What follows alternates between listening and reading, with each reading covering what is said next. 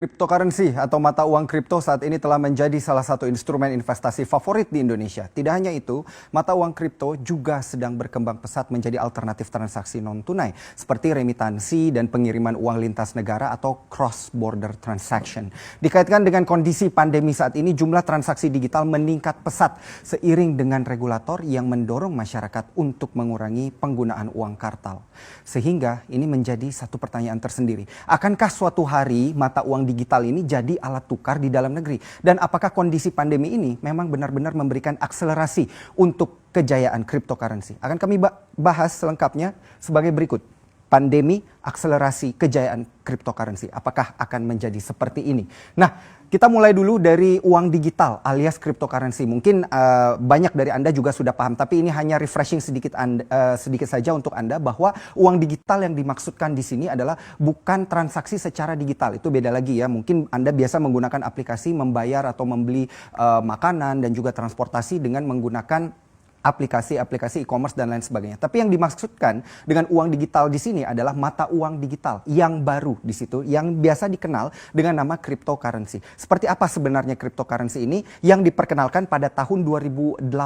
Pada saat itu pertama kali diperkenalkan dengan alat tukarnya yang bernama Bitcoin. Kodenya BTC ya, Bitcoin supaya lebih mudah diingat. Nah, kemudian Bitcoin ini awalnya karena memang jumlahnya itu tidak seperti sebanyak uang kartal pada umumnya seperti uang fisik yang Anda miliki di rumah yang jumlahnya bisa ditambahkan atau dikurangkan oleh bank sentral. Bitcoin ini jumlahnya terbatas. Pada saat itu hanya diciptakan kurang lebih atau dibuat kurang lebih sekitar 21 juta keping saja. Saking terbatasnya hukum supply dan demand berlaku. Maka dari itu Anda pernah dengar bahwa wow, Bitcoin pernah harganya melonjak sampai $19.000 Amerika Serikat per keping. Nah, ini karena jumlahnya yang memang sangat terbatas. Nah, selanjutnya kita melihat kenapa pada akhirnya Bitcoin atau kripto salah satu jenis dari cryptocurrency ini diperkenalkan dan diciptakan pada tahun 2008 karena ini untuk mendukung alat tukar lintas negara. Punya satu mata uang yang mimpinya itu sederhana. Punya satu mata uang yang bisa kemudian dipakai dan ditransaksikan di seluruh dunia tanpa harus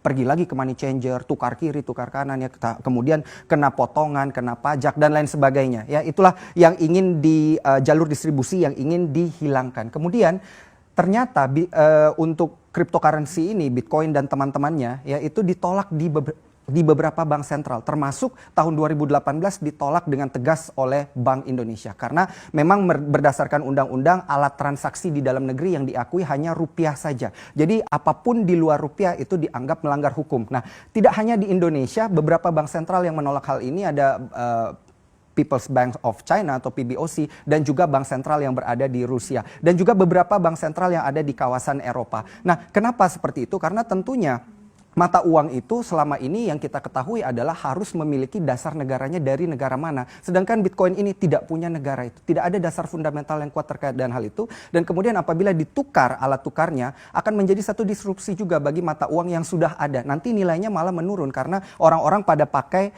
mata uang cryptocurrency ini secara digital. Walaupun memang terlihat mudah mengaplikasikannya tapi susah diterima untuk sistem keuangan di satu negara. Makanya banyak negara yang pada akhirnya menolak. Kemudian hingga saat ini dari 2008 hingga 2020 ternyata sudah ada lebih dari 5.000 jenis cryptocurrency yang bisa Anda pilih untuk bertransaksi. Apa saja yang favorit akan kita lihat pada slide yang selanjutnya. Di Indonesia ternyata ada kurang lebih ada 5 cryptocurrency yang sering ditransaksikan juga bagi para investor yang di dalam negeri dan juga global ya. Yang pertama tentunya ini Bitcoin karena market ranknya dia yang paling pertama dikenal oleh para investor, dia akhirnya mendapatkan peringkat pertama karena paling banyak ditransaksikan dan nilai market cap-nya di sini sekitar 169,39 miliar dolar Amerika Serikat. ROI-nya atau return of investment-nya kalau Anda bertransaksi dari awal pertama kali Bitcoin diciptakan hingga sekarang dan masih memegang Bitcoin tersebut, ROI-nya dikatakan bisa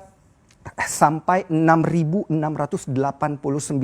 kenaikannya. Saat ini Bitcoin ditransaksikan di harga $9.208 per dolar Amerika Serikat per koinnya ya. Jadi bayangkan nilai yang dan juga jumlah uang yang harus Anda kumpulkan untuk satu koin tersebut. Nah, kemudian yang kedua ini ada jenis yang lain Ethereum yang fungsinya ini dari kelima ini fungsinya beda-beda ya. Ini hanya beberapa yang kami ambil sebagai contoh melalui market rank yang paling sering ditransaksikan oleh masyarakat dan juga dengan market cap yang cukup besar juga di sini. Karena kalau kita lihat di posisi kedua di sini ternyata ada Ethereum dengan harganya $238 per kepingnya di sana untuk bertransaksi dengan menggunakan Ethereum atau memilikinya. ROI-nya ada di 8.331% dan fungsinya ini memang untuk transaksi seperti uang fisik yang Anda miliki. Sehingga tentunya masih saja banyak yang menolak, tetapi untuk Bitcoin dan juga uang-uang cryptocurrency ini di Indonesia bisa diperdagangkan tetapi berada di bawah Bapepti di sana karena dilihat sebagai komoditas yang dapat diperjualbelikan tapi bukan sebagai mata uang. Sehingga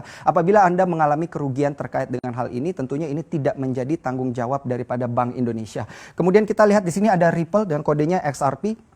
Harganya memang cukup murah, mirip dengan Tether di sini yang kurang lebih harganya $1. Kenapa seperti itu? Karena fungsinya dari awal memang untuk sebagai alat ganti mata uang yang sudah Anda miliki selama ini dan juga nilainya tidak jauh berbeda dengan nilai dolar Amerika Serikat yang berjalan. Sama juga dengan rupiah token ini, ternyata di Indonesia juga sudah ada cryptocurrency buatan dalam negeri dan kemudian ditransaksikan dengan harga yang nilainya itu tidak jauh berbeda dengan rupiah berbanding dolar Amerika Serikat. Memang fungsinya arahnya ke sana untuk suatu hari mungkin bisa dijadikan satu pilihan untuk bertransaksi. Tapi kita nggak tahu ya kapan dan apakah disetujui apa enggak. Nah, kemudian ROI-nya di sini untuk yang Tether sendiri kurang lebih ada di 0,18%. Nah, di sini adalah beberapa yang ditransaksikan dan juga menjadi favorit global. Nanti untuk selengkapnya dapat Anda cari melalui website cryptomarketcap.com. Nah, kemudian untuk dasar pemikirannya sendiri di sini karena menjadi satu pertanyaan, apakah ini nanti di kala pandemi justru mempercepat penggunaan cryptocurrency? Nah, untuk Mark Carney sendiri selaku gubernur dari BOE atau Bank of England, Bank Sentral Inggris di sana mengatakan SHC. Nah, SHC. Nah, artinya di sini adalah synthetic hegemony currency. Artinya apakah dolar yang dikatakan sebagai hegemony currency yang dipergunakan oleh penduduk global saat ini nanti bisa digantikan dengan yang sintetik. Nah, menurut Mark Carney sendiri ini bisa diganti ya, bisa mengurangi pengaruh dominasi dolar Amerika Serikat pada perdagangan global. Jadi untuk mengurangi dominasinya saja karena ini menjadi dasar pemikiran kenapa pada akhirnya nanti harus menggunakan uang digital karena transaksi online ini sudah meroket arahnya memang ke sana. Yang kedua memang mau menurunkan dominasi dolar Amerika Serikat dan renminbi Cina di sana. Yang ketiga mengurangi potongan dan juga pajak. Yang keempat untuk biaya pembayaran retail yang lebih rendah. Jadi ketika Anda bertransaksi karena tidak ada pajak dan lain sebagainya tentunya biaya pembayaran retail jadi lebih rendah. Dan yang terakhir dikatakan fleksibilitasnya tinggi karena memang bisa sekali beli bisa dipergunakan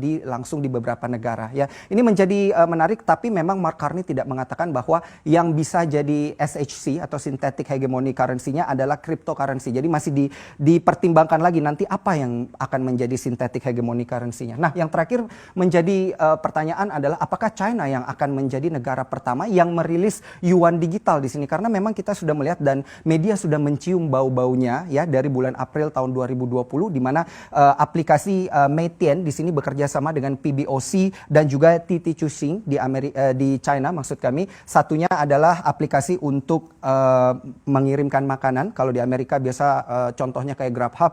Kemudian ini TT Chuxing ini adalah salah satu aplikasi untuk transportasi di China.